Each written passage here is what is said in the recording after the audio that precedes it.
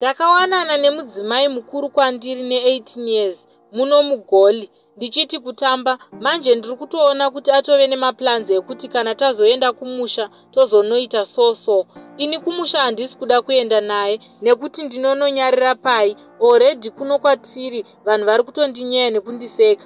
Chimwe chinhu iye ndiye aitofanirwa kundisunungura semwana mudiki, but ndiri kutoona ari kuplana future ahead. Apo akarohwa nepandemic yekudonha mazino frontline ave nemagepi emanyada.